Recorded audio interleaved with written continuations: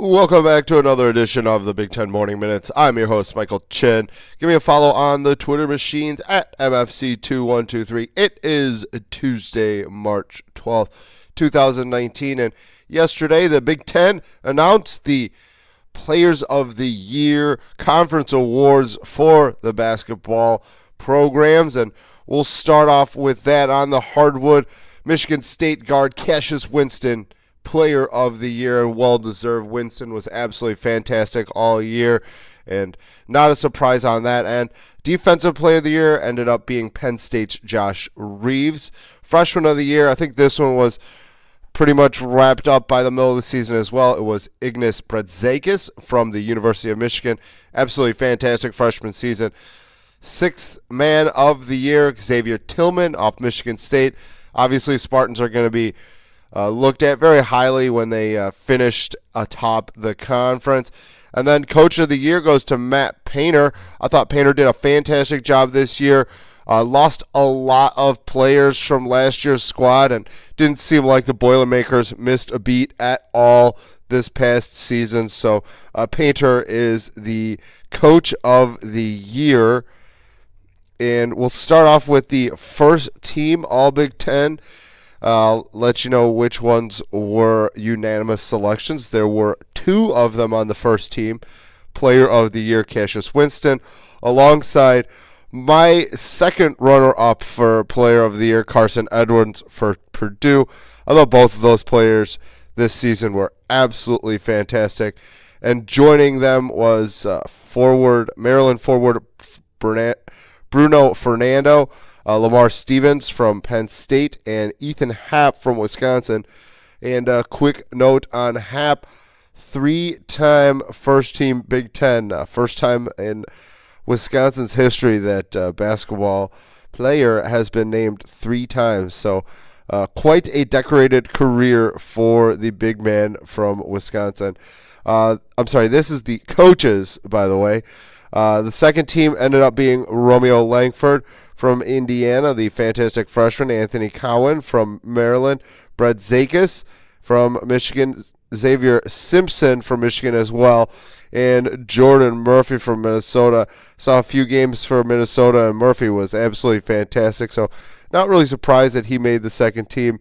Again, Michigan has got three of their starting five in the first and second team, so pretty impressive there. Third team ended up being Jordan Bohannon from Iowa, along with Tyler Cook, his backcourt mate. Nick Ward, who obviously missed a few games at the end of the season with a hand injury. However, some good news for Ward, as Ward looks to be on track to get things started when Michigan State begins their conference run on Friday. I believe they've got the double bye, so they don't play Wednesday or Thursday. Amir Coffey on the third team from Minnesota, and then James Palmer Jr. from Nebraska on the third team. Plenty of players on the honorable mention, including, I'll just go real quick, Illinois' Ayo Dosunmu, Juwan Morgan from Indiana, Jordan Poole from Michigan, along with John Teske as well from the Wolverines, Kenny Goings and Matt McQuaid for the Spartans, Derek Pardon, the big man from Northwestern, another big man, Caleb Wesson from Ohio State, Ryan Klein from the Boilers, and Geo Baker from Rutgers. The all-freshman team ended up being a bunch of names that you should recognize in Ayo Dosunmu from, obviously, Illinois, Romeo Langford from IU, Joe Wieskamp from Iowa, Jalen Smith from Maryland, and Ignas Brazdeikis from Michigan. All defensive team, Bruno Fernando, Maryland, Xavier Simpson, Michigan, Matt McQuaid, Michigan State, Josh Reeves, Penn State, and Noel Eastern from Purdue.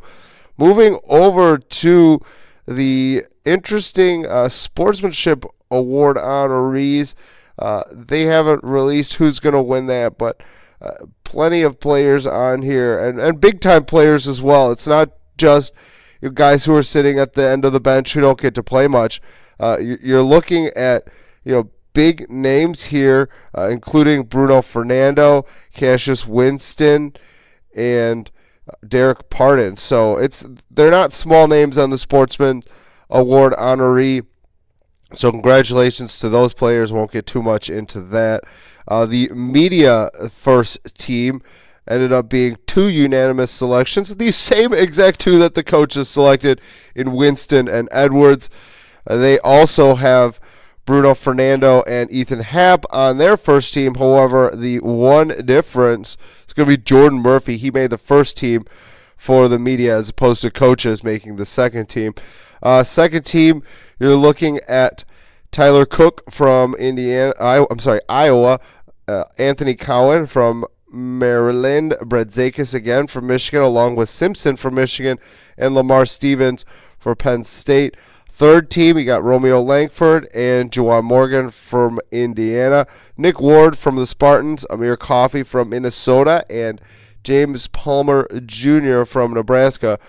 Honorable mention on this side, you're looking at DeSumo and Trent Frazier from Illinois, Jordan Bohannon, Luke Garza from Iowa, Charles Matthews, Jordan Poole, John Teske from Michigan, Kenny Goings and Matt McQuaid, same 2 from Michigan State.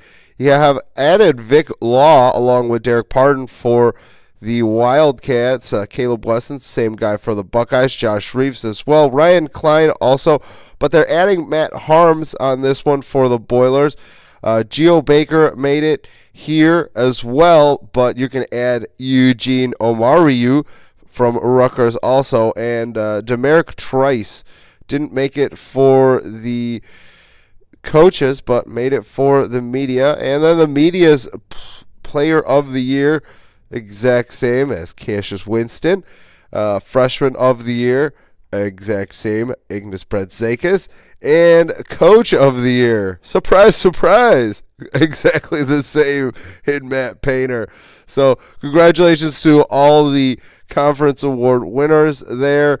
It's been a fantastic season for the Big Ten. They ended up looking pretty good, I thought, and should get 6-7 teams into the tournament. Indiana's made a run. I thought a couple. I honestly thought their season was over, but they've made a late push here, and there's chatter that they're right on the edge. Unfortunately, Ohio State, with how they finished the season on not the best note, they're probably trending away from it. And then you're looking at Minnesota, which was the last bubble team for me, aside from the higher-ranked Big Ten teams. I think Minnesota's going to get in as well. We'll continue with some hardwood notes. Nebraska forward Amir Harris, he suffered a knee injury in the season finale. He injured his meniscus. Doesn't seem like he is going to play for the rest of the season due to the fact that Nebraska most likely won't make a tournament. It was a little disappointing, though, for them because Harris had just, although he had played a good amount this season, he just had the best game of his career in the season finale, and it looked like, kind of everything was starting to trend in the right direction for him. So hope for a speedy recovery for Harris. And then Rutgers forward Issa Thiam. He's been dismissed from the program amid domestic violence arrest. On Friday, I personally, I think that Tim Miles and the athletic department at Rutgers did a fantastic job in handling this one. I'm not a fan, really. I understand the, wait until innocent until proven guilty, wait until there is, some issues in the court of law. But I mean, when you read about what Thiam did, and I'm not really going to get into it because it's very disappointing to read. But what Miles did, I commend them. I thought that as opposed to waiting for the legal system, they made a decision, and I think it's a good decision for the program. I'm not a big fan of programs waiting and waiting and waiting to make decisions on players like that. So I commend Rutgers and Tim Miles for being swift on their decision for Thiam. And over to the gridiron, there's a couple new commits in the conference. We'll start off with the conference leader in commits this year in Ohio State. Actually, I'm sorry, Iowa's got 8. I thought Ohio State, this would make it 8 for Ohio State. Well, anyways, the highest ranking commit class in the Buckeyes, as they added offensive lineman in-state OT Trey LaRue. Makes 4 linemen in the class that has 7 commits right now. You think that that's a big number? Well, Ryan Day and his staff have addressed a need on the offensive line. I think they would like to add at least 2 more tackles to this class. They obviously have the number 1 rated tackle in all of America and in the state in Paris Johnson, and they've got another very, very good one in Luke Whippler out of New Jersey. He's a center. He's projected as a center. And then, obviously, Jacob James and Trey LaRue, they're a little bit more projects. They've got fantastic size. LaRue, because he committed yesterday, we'll give you a little bit more information on him. He's a 6'8", 320-pound tackle. You cannot teach that size. He does play in a smaller program. His offer list isn't that great as well, but again, it's early for some of these upcoming seniors.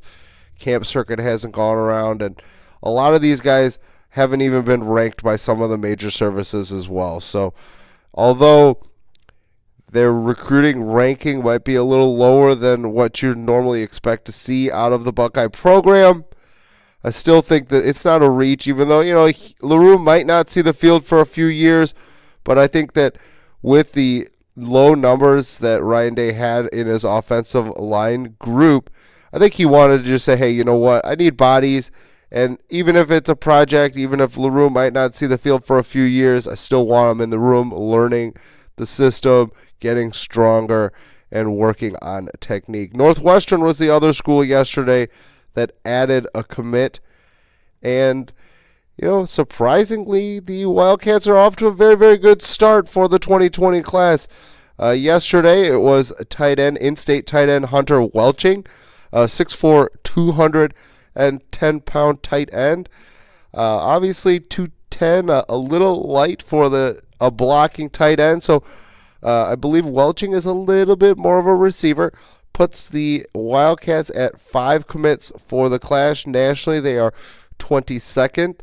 So, again, like I said, very, very good start for them. Although no real elite prospects, they've done a good job of kind of working their way, not just locally. They're getting their commits from all over the place. Welching is the first in-state commit for the Wildcats, and you're looking at them going all over the place: Colorado, Michigan, Ohio, and Florida. So Pat Fitzgerald not laying on his laurels, going all over the place to find the talent that fits the Wildcats system. And then one other note on the football field: Maurice Washington, the Nebraska running back, the freshman, who, although it's not his legal issue, he is involved in it because he did spread the video. He has returned to California to deal with the legal issues, so I'll keep you updated on what ends up happening with Washington on that. And that's going to do it for me this morning on the Big Ten Morning Minutes. I've been your host, Michael Chen. I appreciate the listen. Again, you can give me a follow on Twitter at MFC2123. Go like our page on Facebook, 2centspods.com. Do the same thing on Twitter at 2centspods. I appreciate the listen. Have a great Tuesday, Big Ten fans.